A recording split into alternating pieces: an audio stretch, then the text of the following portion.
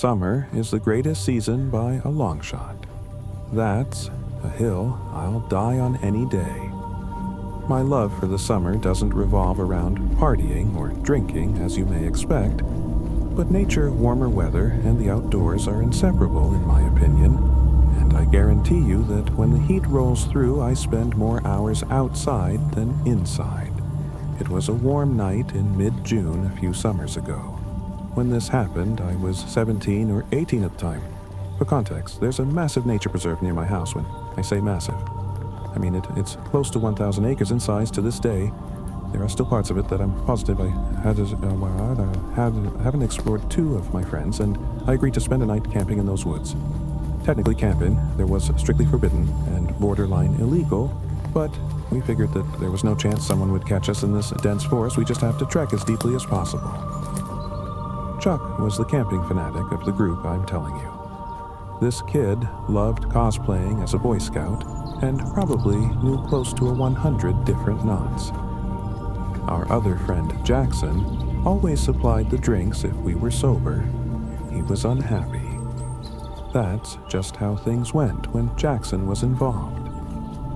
I remember the feeling of the gentle summer breeze blowing through my hair as the three of us packed up Jackson's car. The weather was ideal, not too cold, not too hot. A few beers later, the three of us found ourselves lugging camping equipment through the woods at like 11:30.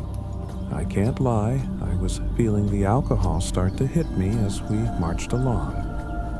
Chuck always carried this industrial-grade flashlight with him, so the darkness of the forest wasn't much of an issue as much as I enjoyed the outdoors, though. Traversing through thick woods at this hour was a bit creepy, even with Chuck's flashlight on hand. After close to half an hour of straight walking, the three of us found our elf in a small flat clearing that was an ideal spot to set up camp. We pitched our tent as per Chuck's instruction and set our chairs up. The fire was the next step. Chuck once again took the lead on this, and after a few more minutes we had a pretty decent fire going. Jackson reached into his bag and tossed me another drink. He then grabbed his JBL speaker and started playing some music. The vibe was perfect, and we must have been talking and drinking for a good 2 hours. We were all pretty drunken at that point, and I could tell the other guys were just about ready to pack it up for the night. Jackson turned the music down and started collecting discarded beer cans. Just then, a deafening whistle pierced the silence. I nearly jumped out of my seat, going from drunken haze to high alert. In a matter of seconds, I don't know how to describe it. The whistle was abnormally loud, but still sounded distant. Jackson quickly shut the speaker off, and the three of us sat in silence as we exchanged concerned looks. I could feel my heartbeat pounding through my chest. We sat there, frozen in place for what seemed like forever, listening intently to our surroundings, but there was nothing. It almost seemed quieter now than it had when we first got there. Like eerily quiet, not even the normal wood sounds you come to anticipate. I used that time to play my memory of the whistle back in my head. It definitely wasn't an animal's noise. The best way I can describe it is a standard whistle you would hear at a ball. Park Chuck finally broke the silence, quietly urging us to pack up and leave Jackson, and I disagreed with that plan. Though we might risk encountering whoever made the noise, which I was beyond terrified of. It was past 3 a.m. at this point, and encounter this late would only mean trouble. Chuck hypothesized that whoever made that noise was probably aware of our presence, which was a chilling thought. I didn't know what to do. On one hand, staying put violated every survival instinct I had. Packing up and leaving at this hour didn't seem like a much better option either.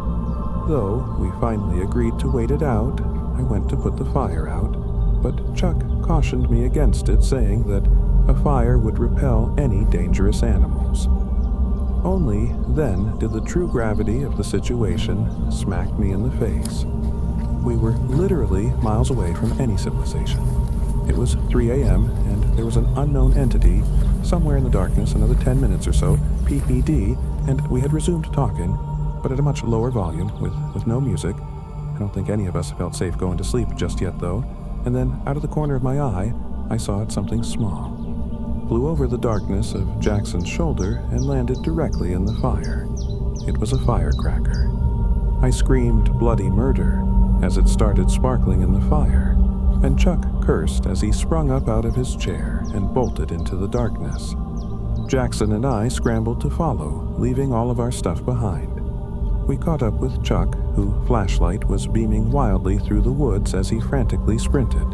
We ran until we couldn't anymore, and Jackson keeled over and threw up. Chuck shut the light off, and the three of us stood there panting. Trying to figure out if we were being followed, to my surprise, it didn't seem like anyone followed us. I don't think I've ever been so afraid, though. Why in the world would someone have done that? We needed to figure out what to do. Jackson wanted to just find our way out of the woods and never come back. But Chuck was reluctant to leave all of his camping gear behind. Plus, he reminded us the fire was still active. I was dumbfounded. How could he be concerned with forest fires after what had just happened? Eventually, I agreed with Chuck that we should at least check on the site after all.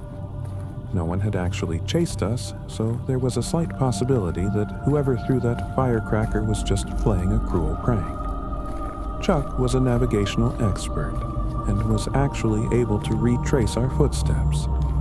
I could make out the glow of the fire as we quietly approached before I could get any closer. Though Jackson put a hand in front of me and pointed with a horrified look on his face. I strained my eyes to make out the sight in the distance. What I saw is probably the most terrifying thing I'd ever laid eyes on. There were 3 people sitting motionlessly in our chairs like statues. The one whose face I could see looked lifeless, and his mouth was hung open. I was afraid to move. What were they even doing? I thought, realizing that they weren't even talking. This was not normal. The 3 of us watched for a little while longer before deciding to back off. We turned to leave, but Jackson's foot clipped a rock, causing him to curse, and frustration within seconds, the glow from the fire abruptly went dark, as if it had been covered with a cloak. It was freakishly fast.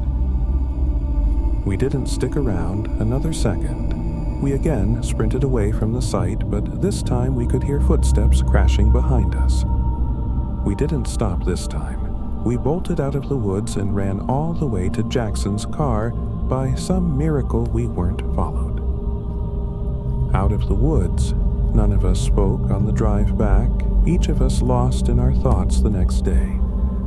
Chuck insisted we return to the site in the daylight to collect his belongings. Jackson wanted nothing to do with that, but I agreed to accompany Chuck. After some searching, we eventually found the site, which looked mostly untouched. That is, until we got a little closer and noticed the putrid smell coming from Chuck's tent. He unzipped it, and we found a dead, rotting rat. It was sickening.